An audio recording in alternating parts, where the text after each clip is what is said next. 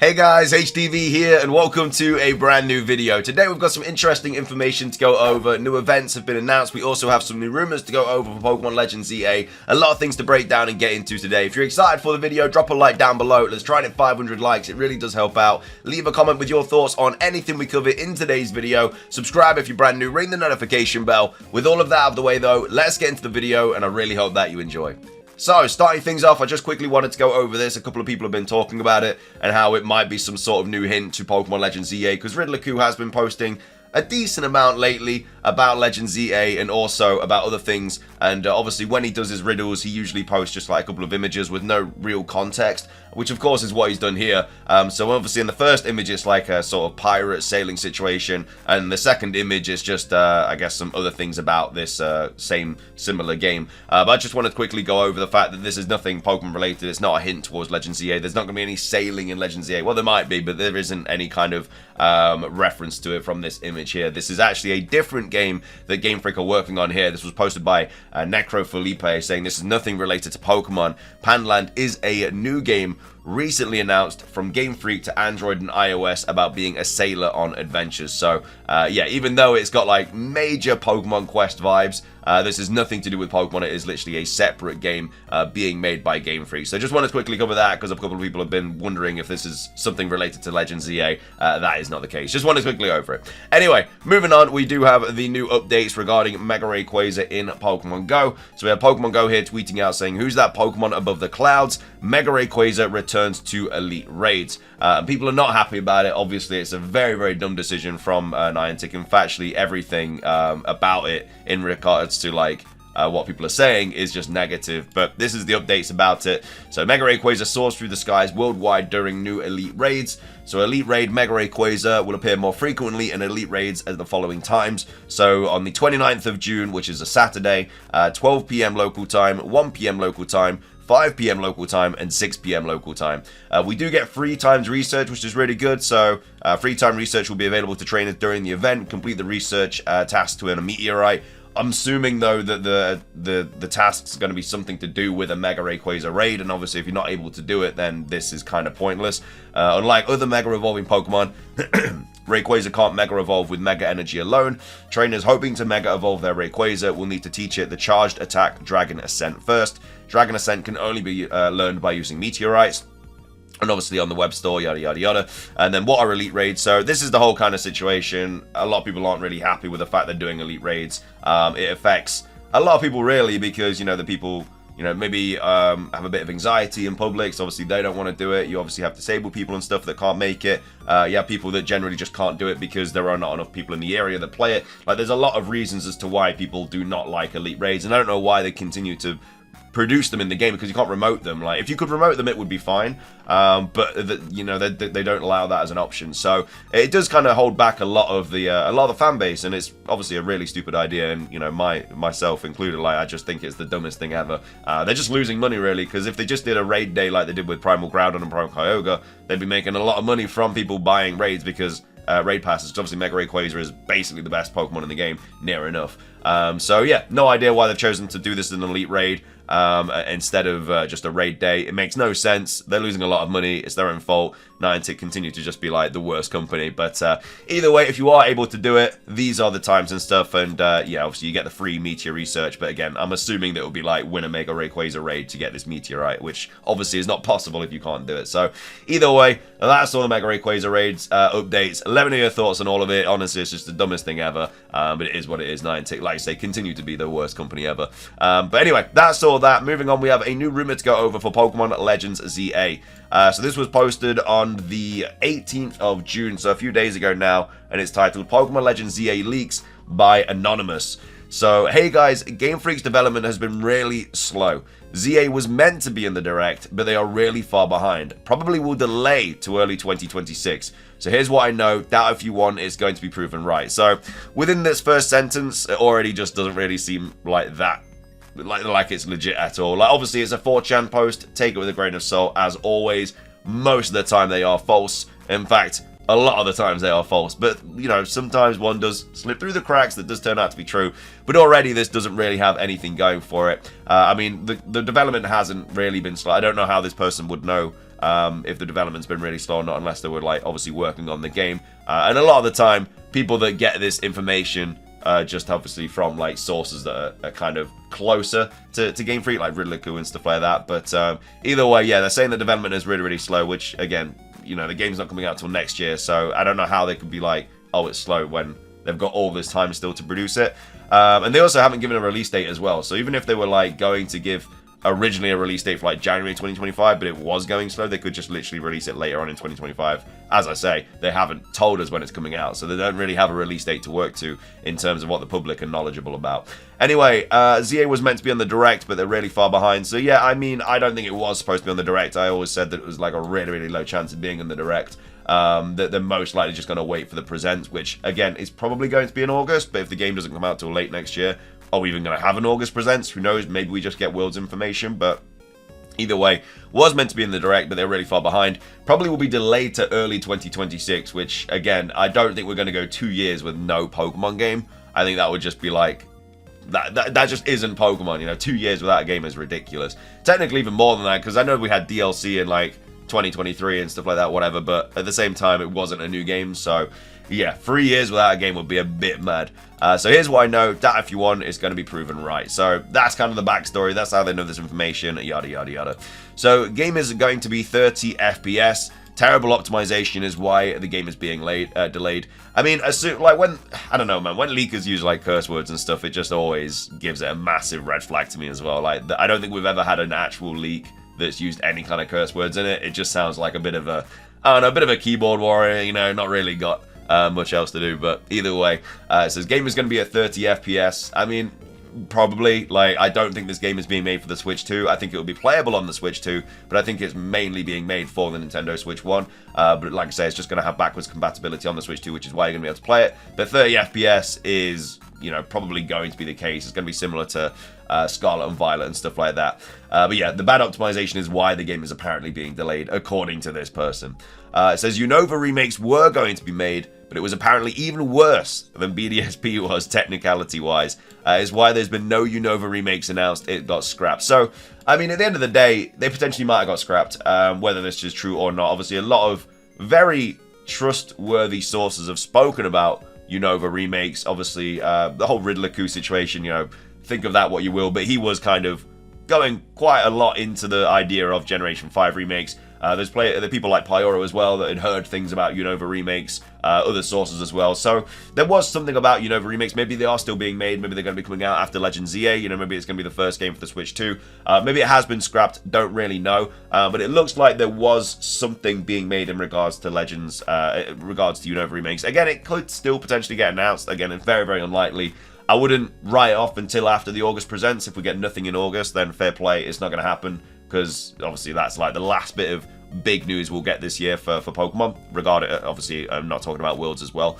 So it could still happen, but it's very, very unlikely. And yeah, I mean, I don't think it got scrapped because it was even worse than BDSP. I feel like it got scrapped for other reasons if it has been scrapped.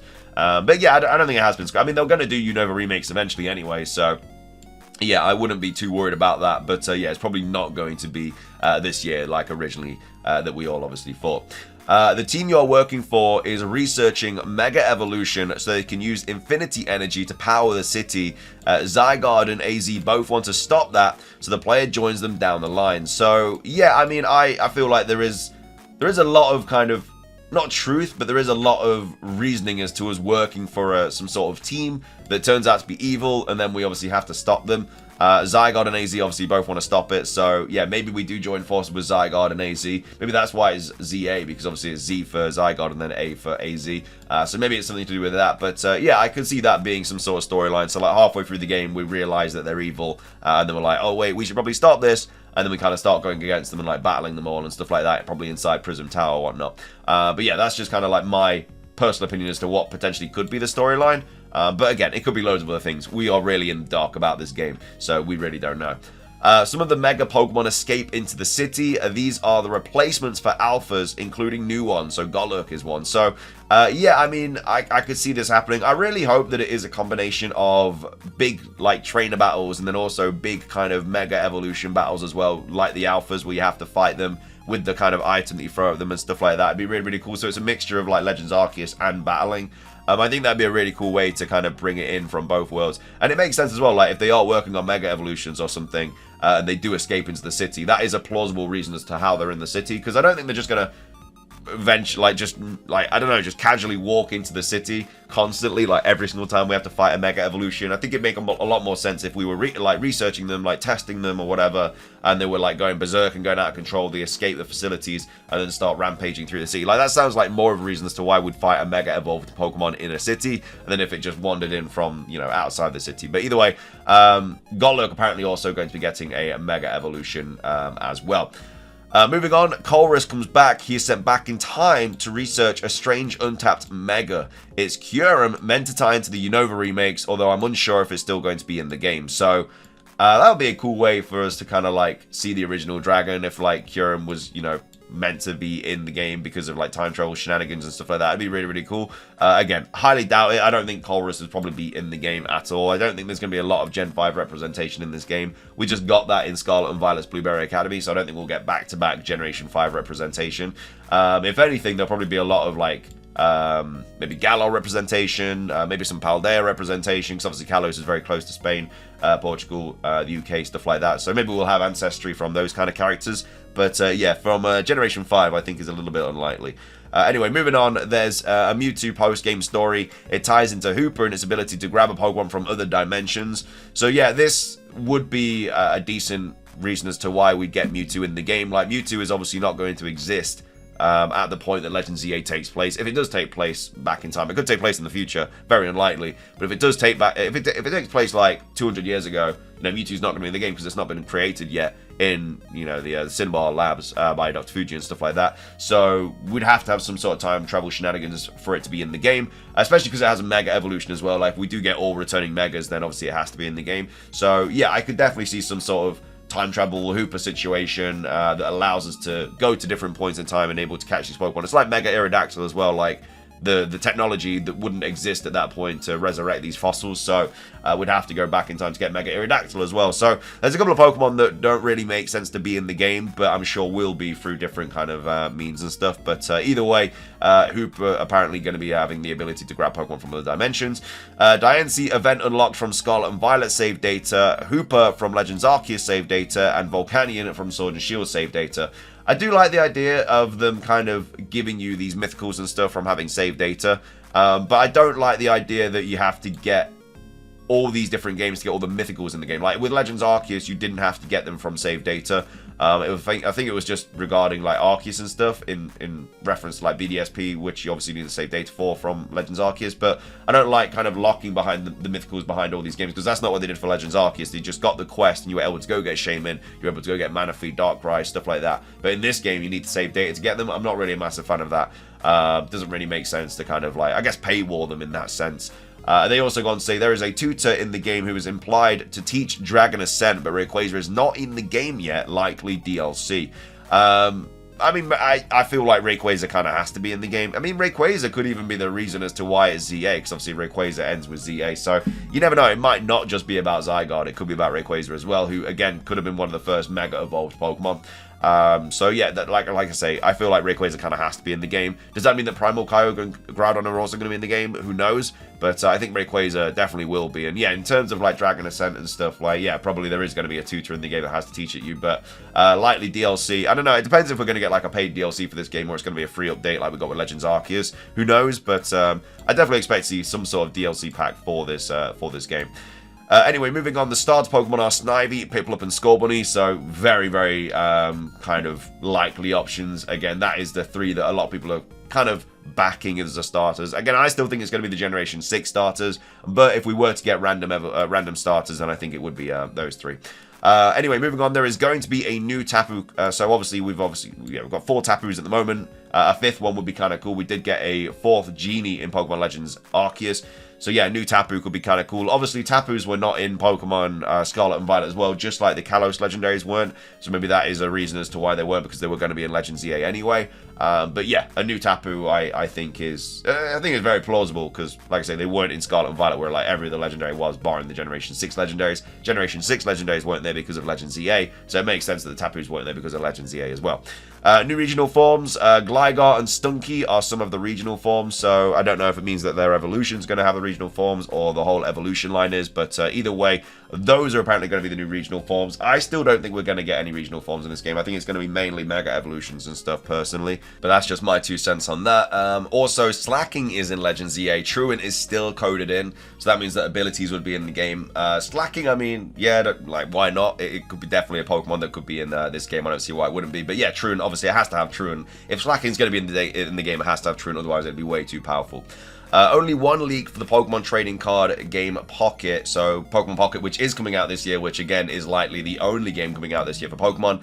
Game Freak has been working closely to monetize the game. They are apparently getting ideas from Tencent for their trading card pack. So in my opinion, I think this game is going to be highly monetized. I think, like I say, they are expecting the kind of hype from the Pokemon TCG to kind of correlate into this game, whereas I don't think that's going to happen. I think that many people that like are interested in the TCG just do it to collect it. I don't think a lot of the people that collect it actually play the TCG.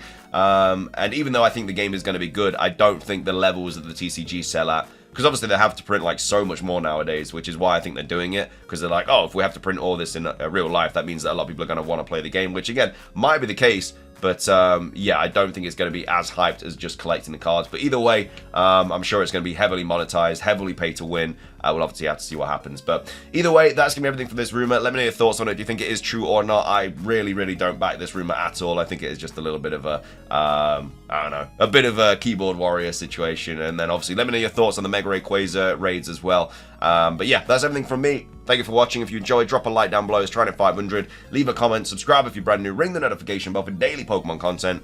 Have a great rest of your day. And until next time, peace.